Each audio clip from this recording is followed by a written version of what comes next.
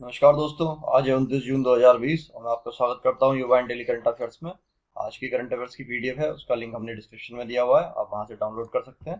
तो चलिए शुरू करते हैं अपना आज का पहला क्वेश्चन, जो है हाल ही में अमेरिका के राष्ट्रपति डोनाल्ड ट्रंप ने किस भारतवंशी को क्या है कि District of Columbia Court of Appeals में एसोसिएट जज के पद के नाम पर क्या किया है, घोषित किया है। ऑप्शन देख लेते हैं। ए है विजय शंकर, बी है राकेश वर्मा, सी है अतुल सक्सेना और डी है राजेश कुमार गर्ग। और दोस्तों सही उत्तर है ऑप्शन ए, जो है विजय शंकर। देखिए, अमेरिका के राष्ट्रपति डोनाल्ड ट्रंप ने देश की राजधानी में स्थित सर्वोच्च अदालत में भारतवंशी विजय शंकर को नामित करने की घोषणा की है। अगर सीनेट ने विजय शंकर के नाम को मंजूरी प्रदान कर दी या फिर वो कर देती है, तो क्या होगा कि उनके District of Columbia Court of Appeals में एसोसिएट जज के पद पर नियुक्त होने का रास्ता साफ हो जाएगा। और यह कोर्ट जो है वो वॉशिंगटन डीसी के सर्वोच्च अदालत है। चलिए बढ़ते हैं दूसरे प्रश्न की ओर, जो है हाल ही में अमेरिका ने किस देश की पार्टी के पदाधिकारियों को वीजा नहीं देने की घोषणा की है। ऑप्शन देख लेते हैं। ए है ईरान, बी है चीन, सी है उत्तरी कोरिया और डी है पाकिस्तान। और इसका सही उत्तर है ऑप्शन बी, जो है चीन। देखिए, हाल ही में अमेरिका ने चीन की सत्तारूढ़ कम्युनिस्ट पार्टी के पदाधिकारियों को वीजा नहीं देने का फैसला किया है। और वीजा प्रतिबंध के दायरे में उनके परिवार के सदस्य भी आ सकते हैं।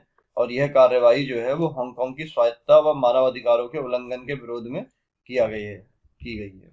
और अमेरिका के जो विदेश मंत्री हैं माइक पेम्पियो, उन्होंने क्या कहा है कि चीन की कम्युनिस्ट पार्टी हांगकांग की बृहद स्वायत्तता को कम करने के लिए जिम्मेदार है, और जिसकी 1984 में चीन ब्रिटेन के संयुक्त घोषणा पत्र में गारंटी भी दी गई थी।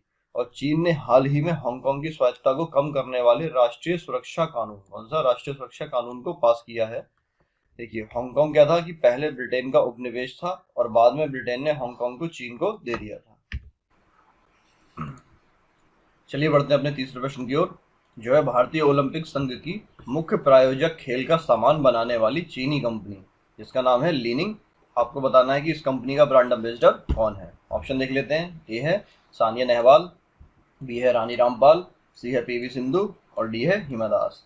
और दोस्तों उसका सही उत्तर है ऑप्शन सी, जो है पीवी सिंधु।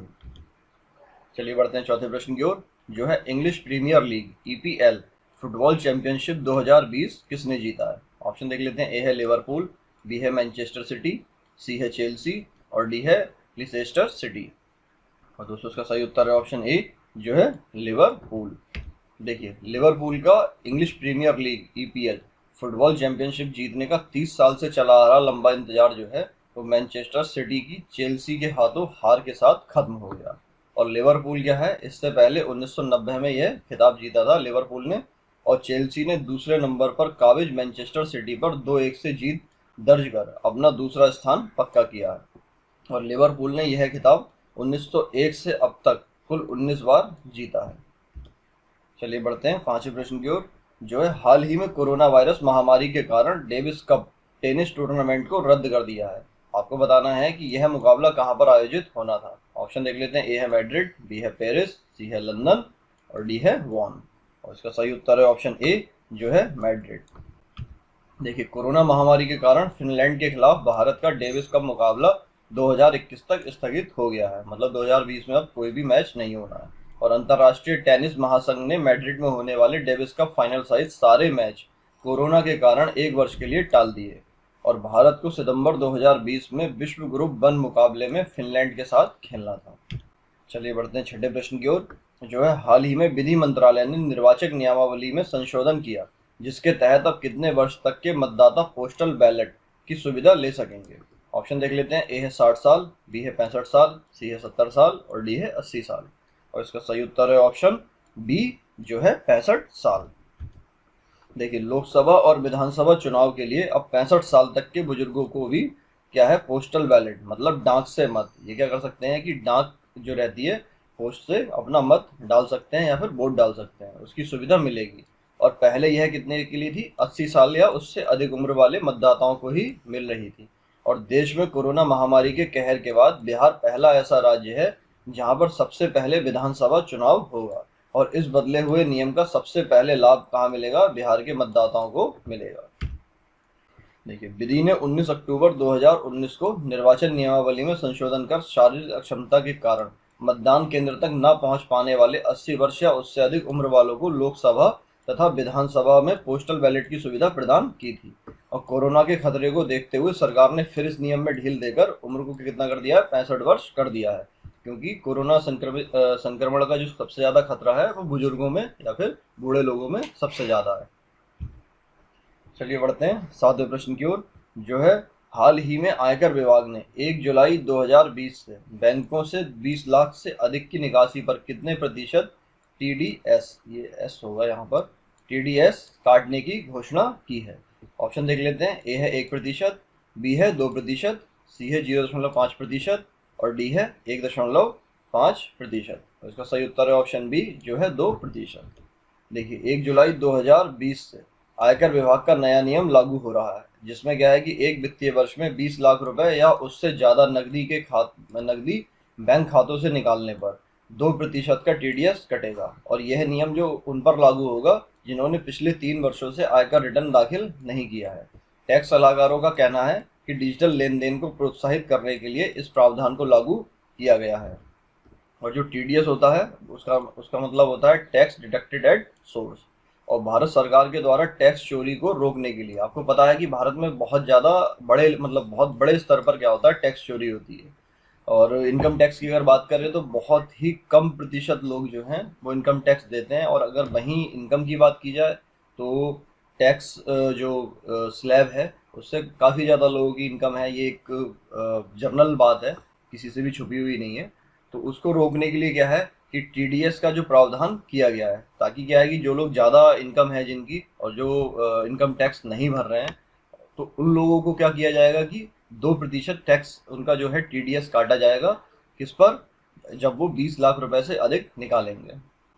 और साथ साथ क्या है कि उन्होंने अगर पिछले तीन जो साल गए हैं उसमें अपनी आईटीआर फाइल नहीं की है।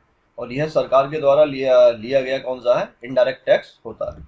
चलिए बढ़ते हैं 8वें प्रश्न की ओर, जो है हाल ही में किसे गांधी नोबेल शांति पुरस्कार 2020 से सम्मानित करने की घोषणा की गई है। ऑप्शन देख लेते हैं। ए है डॉक्टर कन्हैया त्रिपाठी, बी है रितेश कुमार गर्ग, सी है आरती मेमन और डी है डॉक्टर दिनेश गोस्वामी। और इसका सही उत्तर है ऑप्शन ए, जो है डॉक्टर कन्हैया त्रिपाठी। देखिए हाल ही में डॉक्टर हरि सिंह गौर विश्वविद्यालय सागर मध्य प्रदेश से संबद्ध कन्हैया कुमार त्रिपाठी को गांधी पीस फाउंडेशन नेपाल द्वारा गांधी नोबेल शांति पुरस्कार 2020 से सम्मानित किए जाने की घोषणा की गई है। और यह पुरस्कार उन्हें महात्मा गांधी और विश्व शांति पर किए गए उनके महत्वपूर्ण कार्य के लिए प्रदान किया जाएगा। चलिए बढ़ते हैं 9वें प्रश्न की ओर, जो है हाल ही में केंद्रीय मंत्रिमंडल ने प्रधानमंत्री मुद्रा योजना के तहत शिशु ऋणों की त्वरित अदायगी पर 12 माह की अवधि के लिए कितने प्रतिशत ब्याज सब्सिडी को मंजूरी दी है। ऑप्शन देख लेते हैं। ए है 2%, बी है 2.5%, सी है 3% और डी है 1.15%। और इसका सही उत्तर है ऑप्शन ए, जो है 2%। देखिए हाल ही में केंद्रीय मंत्रिमंडल ने प्रधानमंत्री मुद्रा योजना या फिर पीएमएमवाई के तहत शिशु ऋणों की त्वरित अदायगी पर 12 माह की अवधि के लिए 2% ब्याज सब्सिडी को मंजूरी दी है। और प्रधानमंत्री मुद्रा योजना के तहत 50,000 रुपए तक के ऋण को क्या है, शिशु ऋण कहा जाता है। देखते हैं। देखिए प्रधानमंत्री मुद्रा योजना है क्या, या पीएमएमवाई क्या है। प्रधानमंत्री मुद्रा योजना जो है वो मुद्रा बैंक के तहत एक भारतीय योजना है, और जिसकी क्या है शुरुआत भारत के प्रधानमंत्री नरेंद्र मोदी ने कब की थी, 8 अप्रैल 2015 को नई दिल्ली में की थी।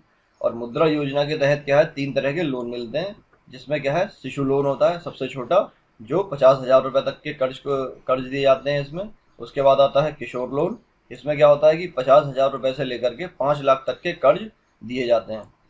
और तीसरा होता है तरुण लोन, जिसके तहत क्या है 5 लाख से 10 लाख तक का कर्ज दिया जाता है। चलिए बढ़ते हैं 10वें प्रश्न की ओर, जो है भारत ने फिलिस्तीनी शरणार्थियों के लिए संयुक्त राष्ट्र राहत और निर्माण एजेंसी यूएनआरडब्ल्यूए को कितने डॉलर देने का वादा किया है। ऑप्शन देख लेते हैं। ए है $10 मिलियन, बी है $15 मिलियन, सी है $20 मिलियन और डी है $25 मिलियन। और इसका सही उत्तर है ऑप्शन ए, जो है $10 मिलियन। देखिए भारत ने हाल ही में घोषणा की है कि अगले 2 वर्षों में वह क्या है फिलिस्तीनी शरणार्थियों के लिए संयुक्त राष्ट्र राहत कार्य एजेंसी जो है यूएनआरडब्ल्यूए में $10 मिलियन या फिर $1 करोड़ का योगदान देगा। और जो UNRWA है उसकी फुल फॉर्म है United nation relief and birds agency. चलिए बढ़ते हैं 11वें प्रश्न की ओर, जो है हाल ही में केंद्रीय मंत्री जितेंद्र सिंह ने किस राज्य या केंद्र शासित प्रदेश में देविका और कुनेपा पुल का उद्घाटन किया है? ऑप्शन देख लेते हैं। ए है पुदुचेरी, बी है लद्दाख, सी है जम्मू कश्मीर और डी है उत्तराखंड। और इसका सही उत्तर है ऑप्शन सी, जो है जम्मू कश्मीर।